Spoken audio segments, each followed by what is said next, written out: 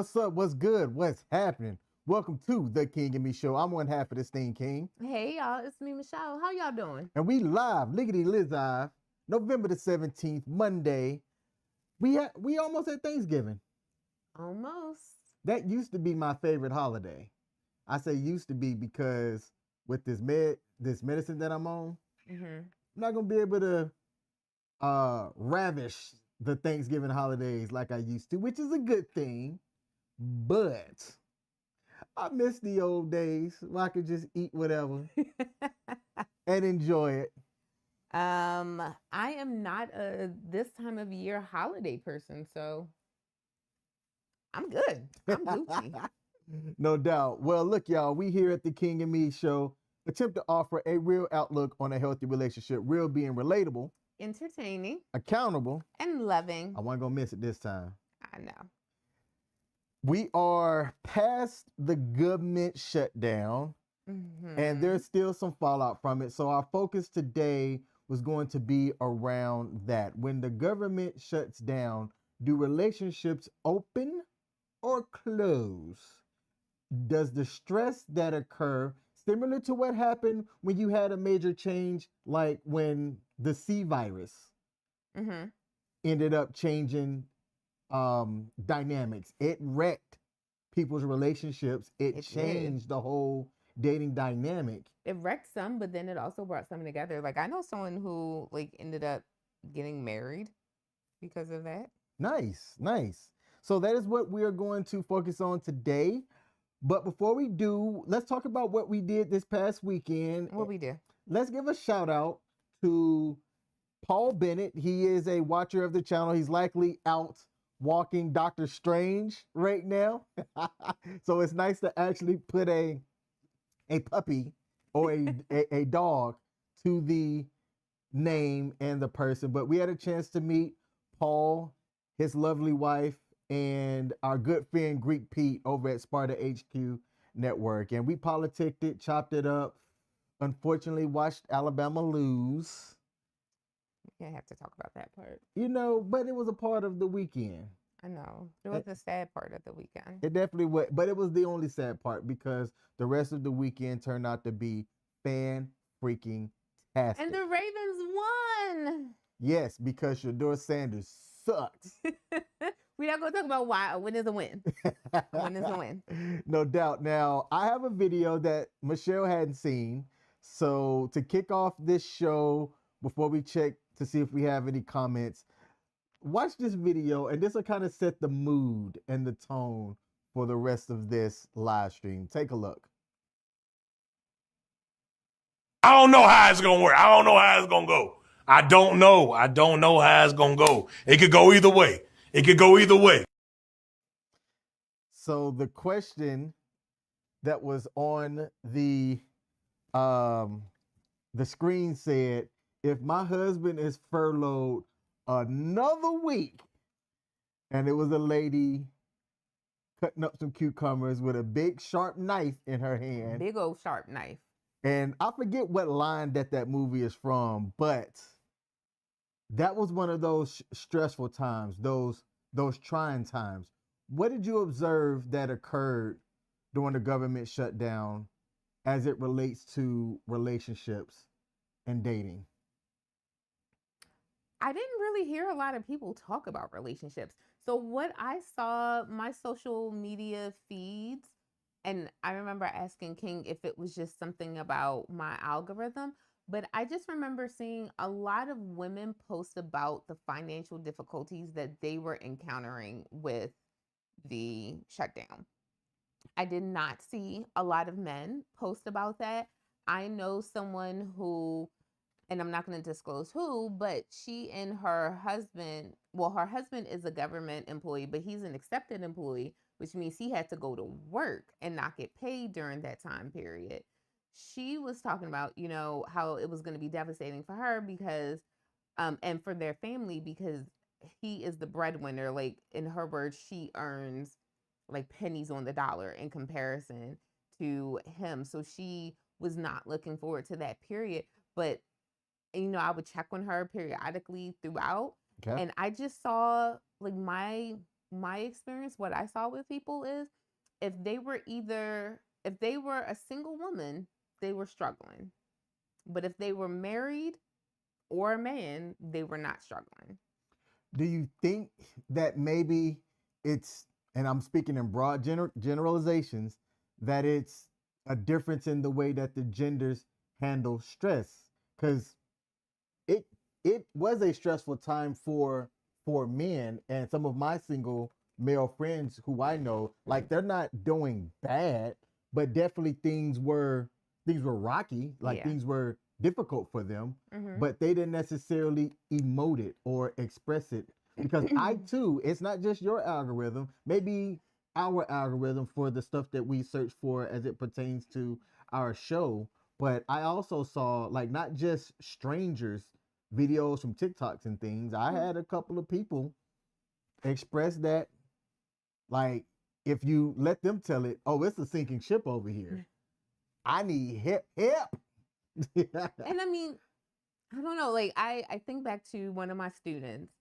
I found out that both of her parents were government employees that first Friday. So, what was that, October 3rd? I found out that first Friday that both of her parents were government employees because I sent them an email. I sent this weekly email, and there was a bounce back from both of them saying that they are both government employees, so they won't be able to respond during the shutdown.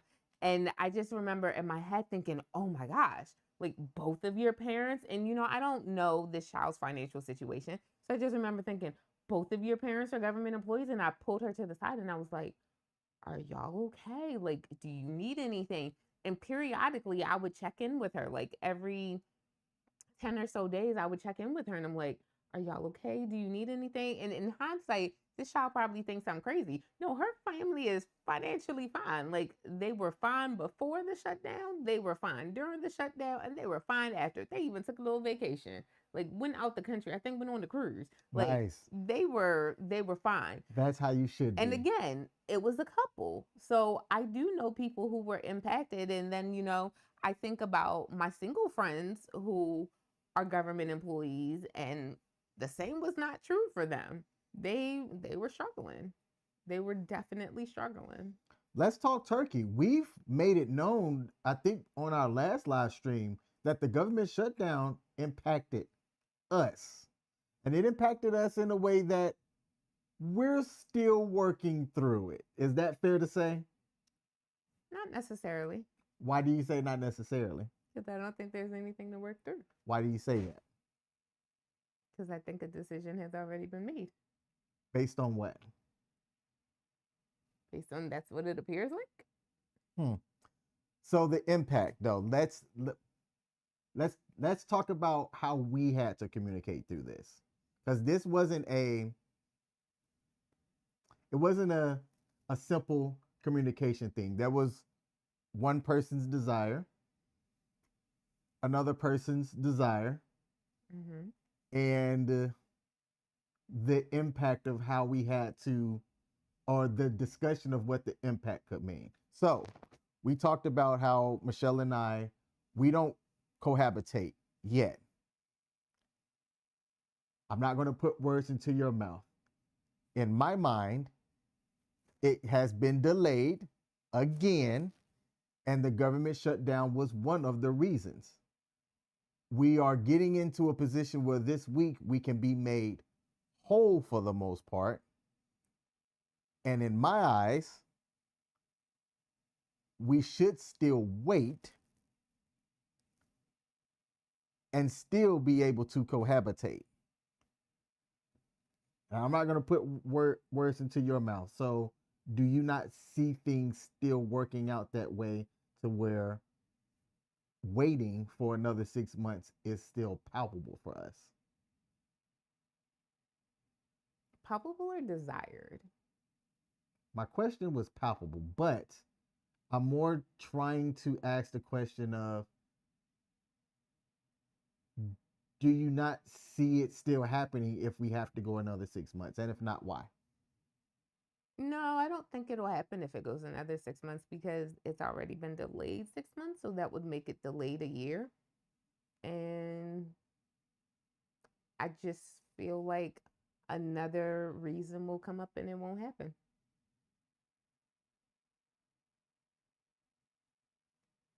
Okay. Okay. There were several factors, not just with us, but with other people. Primarily when you saw people talk about the stress, it was around finances. Mm-hmm. But it wasn't just finances. It was also how people chose to value their time. One of the things that I saw was in downtown DC, which is where a lot of government workers congregate at. People were trying to find ways to be around people. Mm-hmm. And some people were trying to find ways to be around people without coming out their pocket, so to speak. Right. And I thought that there were some ingenious ways of really trying to make that work. And in my opinion, is that if you could have found somebody in that manner and in that way, then I think that you're getting together for the right reasons versus the wrong reasons. Mm-hmm. I also want to be cautious and say that don't just accept somebody because I think they're like a temporary help for you. Yeah. And I could hear some rhetoric where people were saying, like, I need a man, I need a man. But it's like, why, besides the provider piece, do you desire a man? Because if that's it, the moment that they give you what you're seeking and you're comfortable, unless you're truly appreciative, you're going to bait and switch that person the moment that you get too comfortable. Right. And that was one of the things that I feared. Like, I wondered with this shutdown, especially because it lasted so long. And then once it crossed over into November, what was it? Those last 12 days were also combined with SNAP shortage. Um, I wondered how many people were going to be kind of like COVID, getting into situationships and relationships just so that they could meet their immediate need of shelter for providence, whatever it may be. I Mm-hmm. wondered how many people would be getting into those relationships of convenience. Yep. Shout out to Paul Bennett. That's who we were talking about earlier today as we started the show. And he said, great meeting y'all last week. Hey, man, it was great hanging out with you too. Glad that you were willing to host us in your lovely home. Had a chance to meet your entire, your family minus one. Minus one, yeah. Minus one. So it was definitely good to politic with you, Paul. And hope that we can make something like that happen here relatively soon. Mm-hmm. What else from the women that you saw that were saying that I'm struggling, I'm stressed? Could you identify anything besides them worried about how they were going to pay their rent that stood out to you? I think it wasn't just rent. Like, I don't want to just limit it to one specific bill, but it was like everything all at once. So I'm going to do a little research real quick, and then I will follow up and let you know like what the greatest concerns were. Hey, Charlotte, appreciate you tuning in. Thanks for joining. Hi. Let's see. Some people were saying that they were um tired, overall confused. A lot of the men who said something were saying that they were just making it happen, trying to keep stress level down as much as That's possible. what men do. Trying to maintain a peace of mind. Some people were burnt out, that type of stuff. You do see a lot of people who are saying that they're just trying to keep their mind busy. And I think that's where a lot of people were.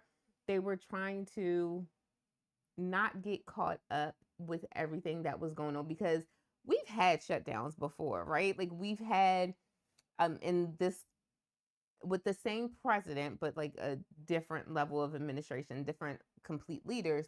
We had a government shutdown that lasted 35 days. And before that, with President Obama, we had a 16-day shutdown.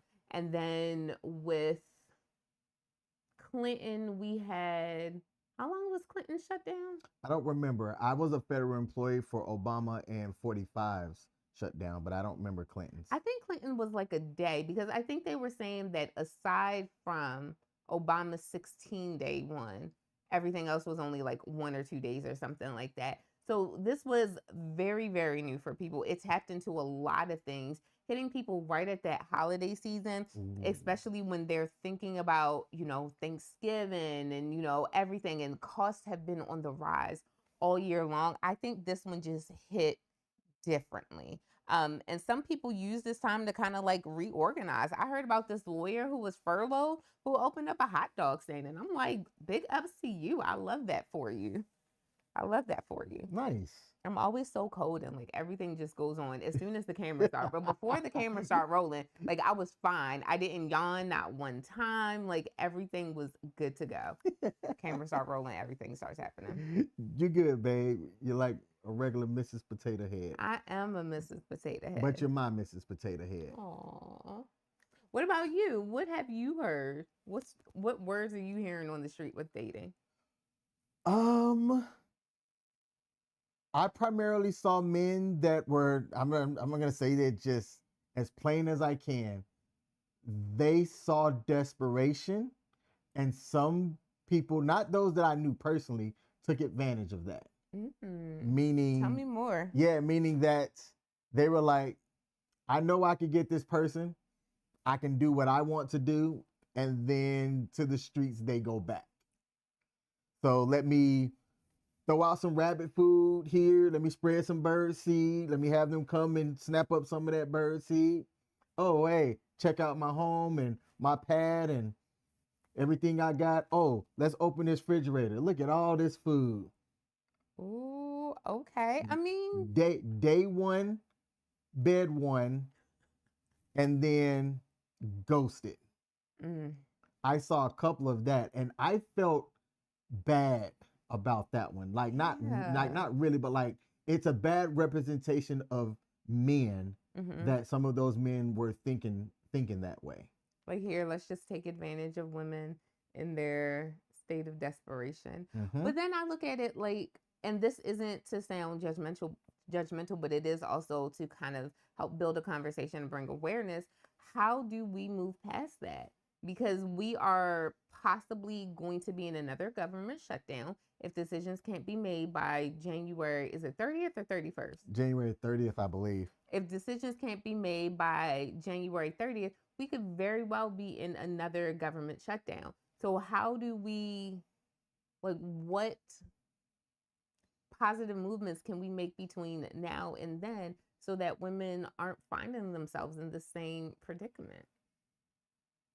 You could throw all the stats at me that you want about the different earning rates between men and women, which is true. I Women say earn BS. less. I say BS to that. It's like statistically proven. I say BS to that because when I use my Mark 1 eyeballs and I observationally look out here, right? Like a government employee is a government employee. Where I work at, and man, I don't want to use that because it's very where I'm at, but we have a good mix of the gender, and because everybody's IT, they make real good money, but they're IT. So it's like, why aren't the ladies getting into those professions like IT where the money's at? Well, if I were to tell every woman to go where the money is, that would go against what I fundamentally believe. Which that is? You shouldn't do work for money. You should do work because you like it. Well, then those are broke people.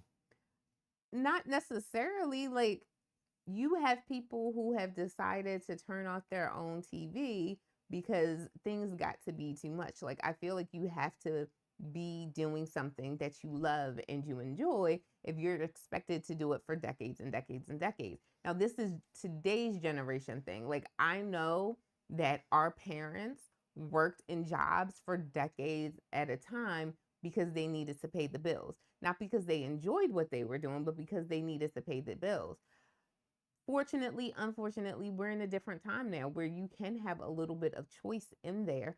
And this generation is saying, I'm not going to do something just because it meets one need that I have. It needs to meet all the needs. And sometimes people are creating their own lane when it comes to that. Well, then the answer is the mindset then has to shift so that they're not putting themselves in a predicament. I talked earlier today, and I don't feel bad about calling this person out. They watch my stuff. I don't know if they watch The King and Me, where they've got 4 kids by 4 different women. Mm-hmm. And the guy was like, man, I don't know how I'm going to make ends meet.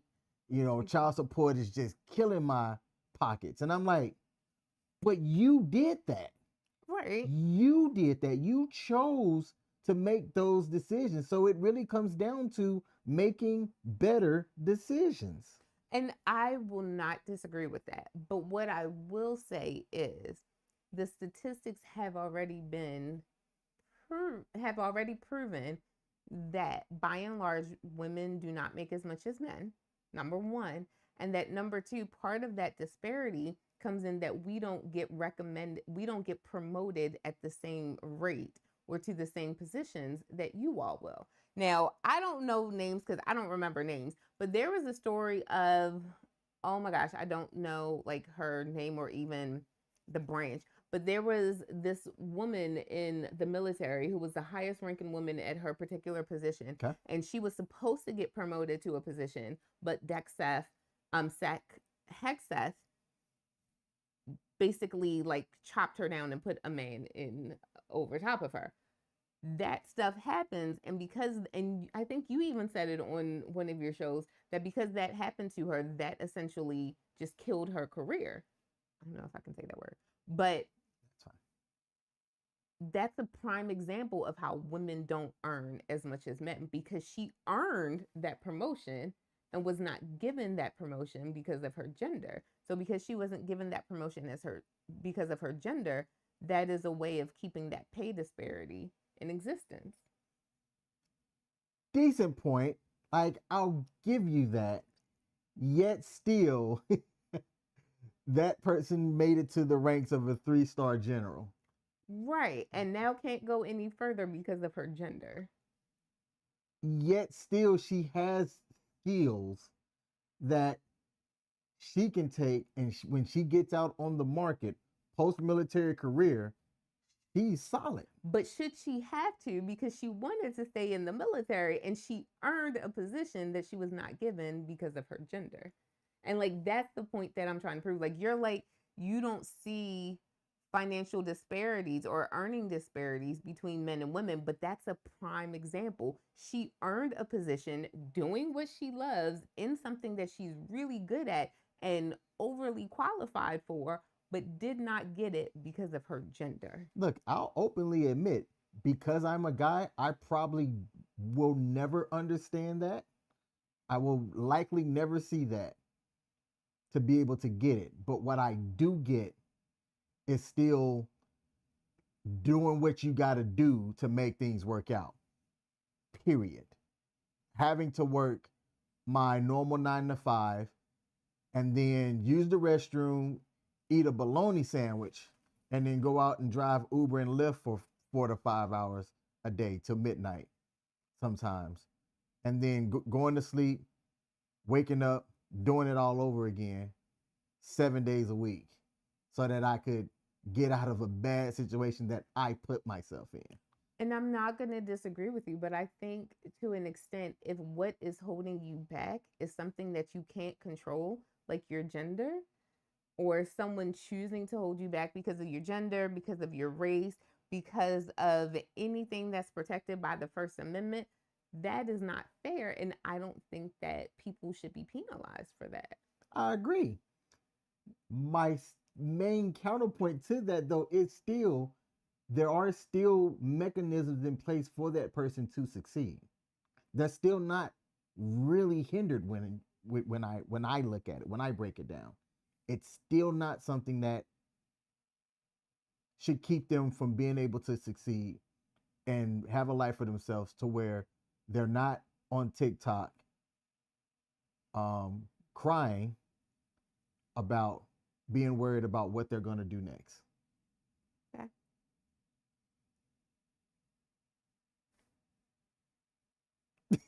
Okay.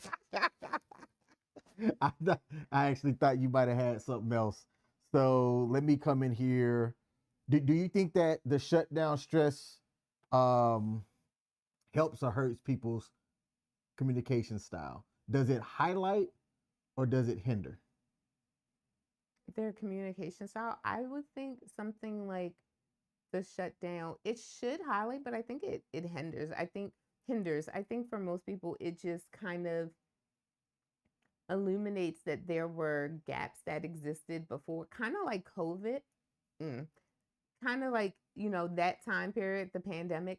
I think that just highlighted the fact that some people weren't compatible and couldn't really dwell together. But because there were so many other things that were going on, it just kind of masked the incompatibility before. And then now it's just, we have nothing but time, space, and opportunity. So now you can see my flaws and all, and that, it shouldn't be. What do you think about the us versus the world mentality? In what way? Is that exactly how it sounds? Me and you versus the world. Is that how we should be? I like that theory. Why? I like it because it shows our unity and the fact that together we can handle any situation that may come our way. But if we're not together, if we're not one united front, then anything could knock us over and blow us apart. So we should approach situations from a stance of unity and oneness. How mature should a couple be before they get that mentality? Meaning, do we have to be committed? Do we have to be married? Do we have to be simply dating, just getting to know each other? At what maturity level should that mindset kick in? I think it should kick in at committed. Just dating, just getting to know each other. Y'all are literally still trying to figure out, who you are and that type of stuff, who you are as a couple. You may not have that mentality yet. Plus, worst thing to happen is you show that level of commitment long before the other person shows that level of commitment, and it scares them off. So I think if you all have made the decision to be in a committed relationship, that's that perfect time for you to get to the us versus them mentality, us versus the world mentality. One of the points that we have in our notes is, was there a shift in expectations during the shutdown? And I was trying to think about what I noticed between the prior shutdown and this one. And I think that there was a shift in expectations. I went out on a date once where this lady, oh my goodness, this lady put all of her baggage up front. And because of the type of person I am, I actually respect that. It was a lot. We definitely did not have a second date. Okay. But she put all of her baggage up front. Now, she talked about how, so she had her own home. She had 3 kids, all boys. And how she had her own home. And she flat out asked me, like, what's your situation like? Told her about having a kid, things like that. And she was like, well, I don't want to give up my home. Like, this is date number 1 stuff. But she was like ready to like move in automatically right then and there. Yes. So for her, she wasn't playing games. She didn't come with any gimmicks. And I like respected that a lot. But I think that when you have times like this government shutdown, it does shift the expectations a bit. If you're part of the haves, nothing really changes for you. If you fall into the have-nots, things might shift a little bit because you're not going out to Longhorns and what's the fancy places, Fogo de Chao and stuff like that. The fact that you said Longhorns with the fancy places is kind of wild, actually. Well, you think so? Hey, I think Longhorns is fancy. They got all different kinds of steak cuts and things like that. But maybe that's just me. Y'all let me know. But I think that there is a shift in expectations for what people choose to do, especially with the shutdown and people that didn't know when their next paycheck was coming. Right. Like, I think for me, like, that's the scariest part. It's when I work for a school system. We get paid on the 15th or the business day closest to the 15th. And same thing for end of the month. So we got paid on Friday, the 14th, because the 15th was a Saturday. And because the 30th is a Sunday, we'll get paid on the 28th, because I'm looking at a calendar right over there. For the most part, I know that. Like, that's the way it falls. That's the way it works out.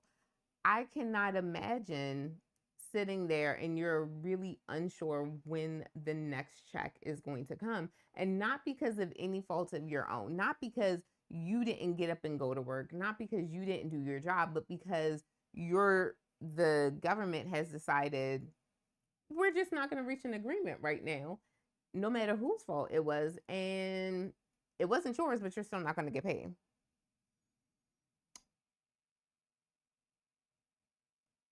Should men have to prove that they're a provider before getting into a relationship? And that's a question for y'all and you. I feel if men have to prove that I'll answer it in a second. I feel like if men have to prove that they are a provider, then a woman should have to prove that she is worthy of being provided for. And because I know that that is not going to be received well, then my answer would be no. A man shouldn't have to prove that immediately, right? I know that biblically speaking, a man does provide and a man is supposed to do that, but also biblically speaking, a woman is supposed to be a certain way. So unless a woman is willing to show that she is a wife, she can be a wife and she should be provided for, then I don't believe a man should have to prove that he can provide. How can we mesh those modern times to those classic times? Because I think that when we talk about how roles were and stuff in the past, like observationally for me, it still makes sense. Not everything. Don't take that clip and that soundbite and run with it. Not everything, but just at the basic level, the yin and the yang. I think the way that things fit together, that comes together and makes it a whole. I think that kind of stuff, when you look at it, the way that things were talked about back in the day and how things were, it made sense. And the counter to that, people would say was, well, it was more out of like obligation because ladies didn't have a choice essentially. And I'm like, we couldn't open our own bank accounts. Okay, yep. Couldn't open your own bank accounts, couldn't vote, couldn't do a lot of things. I'll give you that. But with where we're at in modern times now, right? Some of the furloughed people were ladies that make a pretty decent amount of money. Some, like I met and I went out on a couple of dates with people that make significantly more than me. That doesn't bother me at all. You can make however much you want to make. Like if I rock with you, I rock with you. I am not one of those guys that is insecure about things like that, because it's like I'm just trying to get to know you. I'm trying to love on you, woman. Love on me. You ain't gotta flaunt your money to do that. As long as it's not done in a disrespectful way. Like when push come to shove, I know of one couple where the guy was trying his best to find employment, and it's in that ladies DNA type thing that for the most part, if I'm out here working and busting my behind, I don't want no bum dude in the house. And the guy wasn't a bum dude. He just had a rough time finding employment, finding a job. He was getting out there. He was putting in his resume, you know, doing the things. And eventually they got into an argument where she blew up on him, said some very disrespectful things. And he said, I'm taking my ball and going home. And left. Know what that guy's doing now? What? Balling. He is doing really well for himself. Now, I don't know if she's still feeling the effects from that. I know she has not gotten into another long-term relationship from that instance. So it was one of those things that, you know, her I don't want to say that. Never mind. I'm gonna change that up. Her DNA, that even sounds bad too. Her makeup. Y'all know what I'm trying to say. Know what I'm trying to say without me saying it so that I don't get canceled in the comment section. Paul said, I think a man's responsibility is to live independently. As for a provider, I'm open to saying no, based on the new times we are in where women do earn more, with a capital D-O, by the way, D-O. I affirm complementary relationships. Yes, I think Michelle and I complement each other very well. And that can be good and bad. We're still learning how we complement each other. We are. Are we? I think we are. I think there are still some learning, not pains, because that sounds bad. What's a good way of saying learning? Growing pains? Growing pains, but like in a better way. We're still learning. We're still learning each other, but in my opinion, we do complement each other very well. She is the yin to my yang. Pimp line. Clip that. Clip that.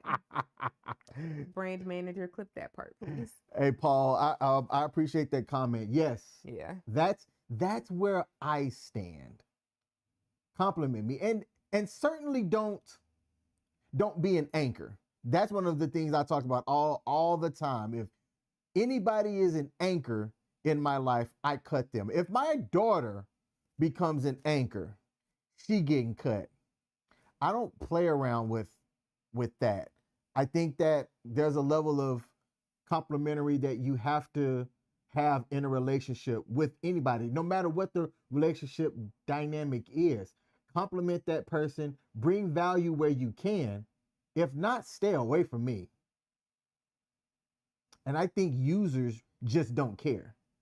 Users don't care. People that are panicking, they don't care. They're just going to go take, not provide any kind of value. Eventually, somebody's going to see that, find that out, and drop you like a bad habit. At least they should. Mm-hmm. Now, do you think that this shutdown challenged traditional gender roles? I know we talked about that a little bit, but did it challenge traditional gender roles, right? In the video that we played at the beginning, you had a guy that was in the house probably, furloughed, and you had the lady that was there as well. Now, that was a skit, but it could be assumed that the lady was probably the one that was in the house, and now her man is also in the house. Mm-hmm. Well, yeah, but so I think it probably did challenge gender roles, but I don't feel like a 43 day thing should have challenged gender roles that much. Like, if you can, in 43 days, completely flip the dynamic of how genders work in your home, then was it ever really solidified to begin with? Like, 45 days is not that long in the grand scheme of things. I mean, don't get me wrong. It is a lot when you are going without a paycheck and you don't know when you're going to get another paycheck. I understand how it feels, but 45 days by and large is not that long of a time period. So if that's all it took for you to question the way gender roles are played in your house, then how are y'all gonna survive during times like when retirement kicks in? This is why some people, when they retire, they're like, oh no, I need to find a hobby. Like, I can't be up in this house with my spouse all the time. I need to be elsewhere. Like, we can't be around each other. Y'all, I see that and I'm like, that's two people who never learned how to live with just the other person. There was always some kind of activity or something separating them. And now they don't know how to coexist as one. So that's how I feel. Like, if 45 days, and I don't know what's 43, but if 45 days can change gender roles, then they were never solidified to begin with. You don't want to play World of Warcraft with me? No, honey, I don't. That's your thing, not mine. There's a question in here that I'm going to ask the audience, and I'm going to answer it myself as well. Somebody in one of the comments said that he felt embarrassed to go out and date because he didn't have money. And I thought that that was Mm. interesting to think about from a man's perspective. And I tried to see as a guy if I could understand that myself. And I actually think that I get what his point is. Even though you would know that as a government employee, I'm not getting any money. I think that if you set the expectations that it has to do something around money, Mhm. and that's what you're used to doing, or yeah, that's just simply what you're used to doing, then it could be difficult to then present to somebody, hey, look, I'm on a budget right now. Why don't you come over to my house and play Uno? I think you're asking this or saying that statement to the wrong person, because I hear that and I'm like, well, why can't we just stay in and play Uno? Like, why do we have to go out and do something fancy? As long as you realize that we're only staying in the house and playing Uno, Oh, we like, ain't trying to, you ain't trying we to. ain't playing Uno. We playing Uno, okay? Like, we playing Uno. Draw two, okay? Hey, I'm trying to draw four, baby. Skip you, reverse back to me. But no, like, I think if it could be clear that that's it, then why not? Like, I think we're too caught up in trying to do all these big, grandiose things that we lose sight of how meaningful and how beautiful simplicity can be. So you're saying that you're the type that if we were trying to meet up and it's our first time and we both live near DC and I said, hey, let's go take a walk around the National Mall and it's a gorgeous day, you'd be up for that? You and I did that, but yes, I would. So y'all may not know, but King and I did do that. We did. That was the first out. That was part 3 of our first outing. And she paid for dinner. You paid for lunch and you paid for the arcade date. Sorry, our arcade outing. Yeah, I was like, wait. It wasn't a date. It was an outing. It wasn't a date. It was an outing. I think that people should have define things for what they do. But yes, I saw that comment and was like, well, why would he feel embarrassed? And I always say maybe it's because me, it's like, because I respect things just being up front. Hey, here's how things are looking up front. If you rock with that person still when they put things up front, then that means you are actually trying to see what they're about. Right. And you have a basic level of respect for them already kind of going into it. I agree. And I like that. I appreciate that. You and I, one of the things that I made clear to you when we were just friends, simple stuff matters. The simple things matter more to me than the big grandiose things. I don't need you to go out and drop $1,000. Oh, I have a comment about that. I don't need you to go out and drop thousands and thousands of dollars on something for me. It's more of the thought that counts behind it.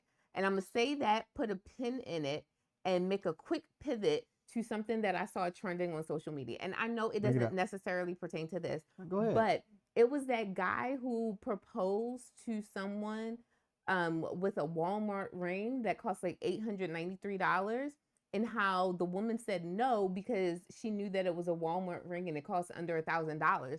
I was like, baby, what?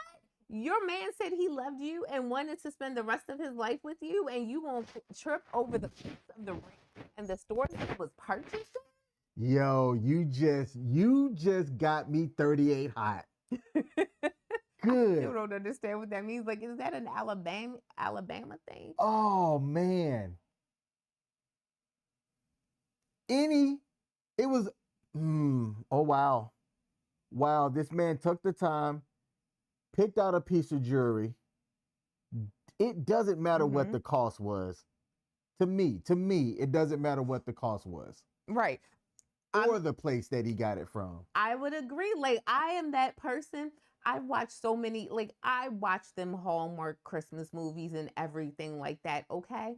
I have seen people take blades of grass, like, this is the person I want to spend the rest of my life with. Let me grab this one blade of grass that's right here and mold it in the shape of your finger and propose to you like that. I've seen people take movies where people have taken, like, you know, the tie that goes on the loaf of bread. They've taken that and they've made it into a ring. Sure, what a ring pop.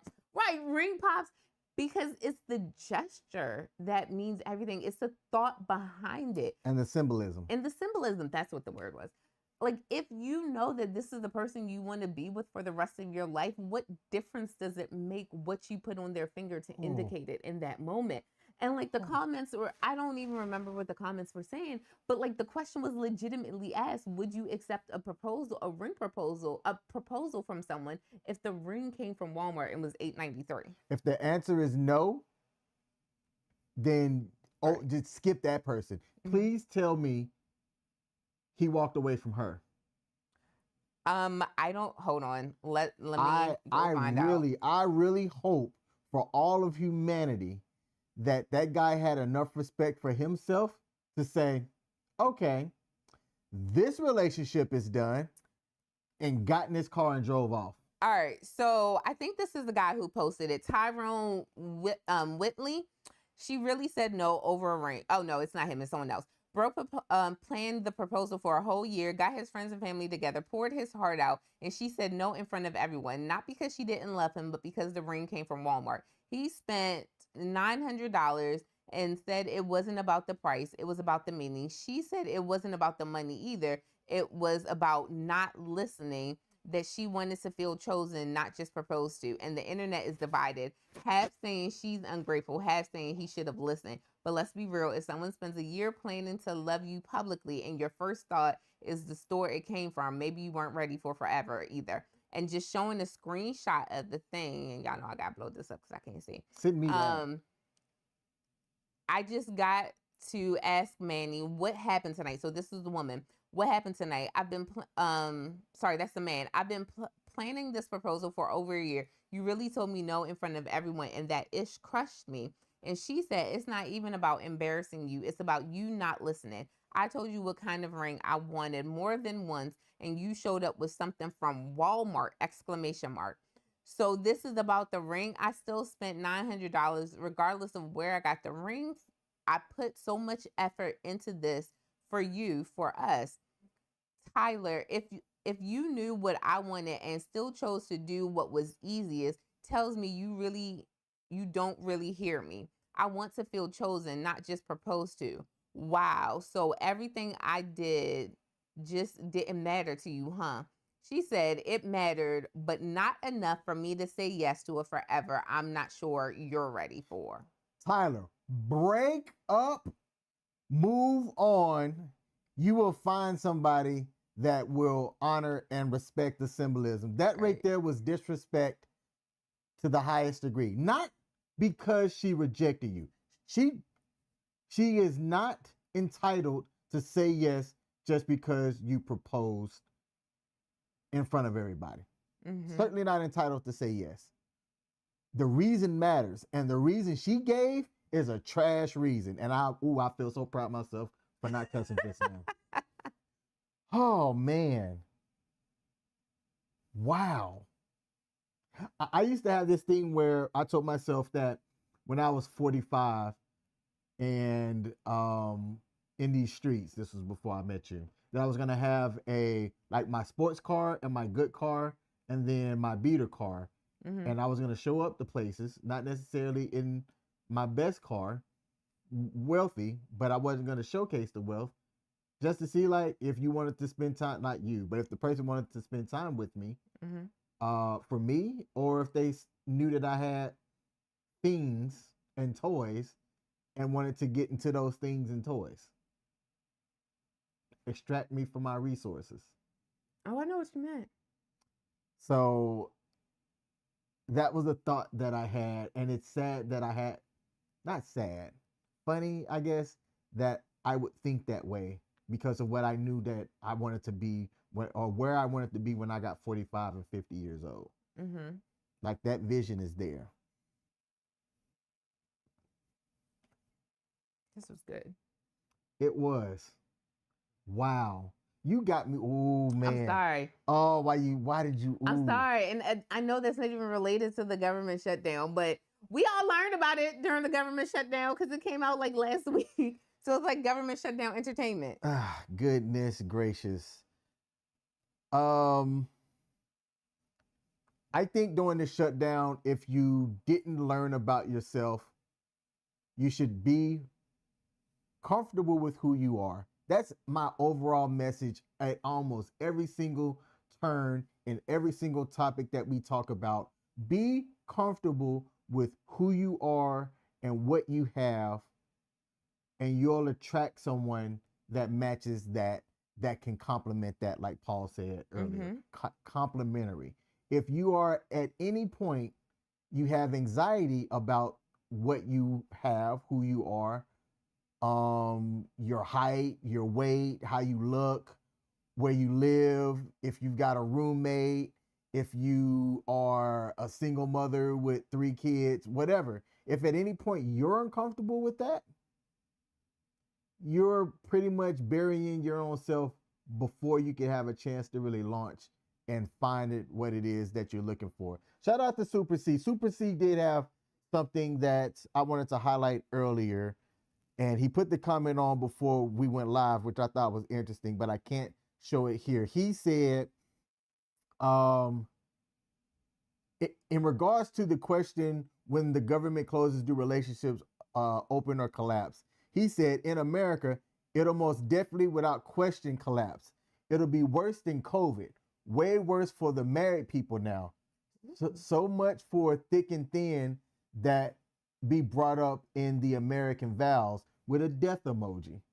And then he said, also for those in need of a divorce lawyer, don't hesitate to message me. Yeah, he did say that. I saw that part. So I couldn't put that on the screen because it was put in the comment section before we got set up here. But Super C, I thought that that was hilarious. And here's the thing, I don't disagree with him. I don't disagree with him one bit.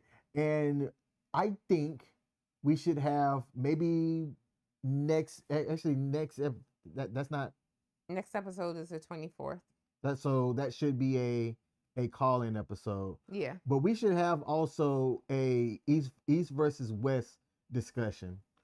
Being that I've been in both versus the Eastern Hemisphere, Western Hemisphere. Okay.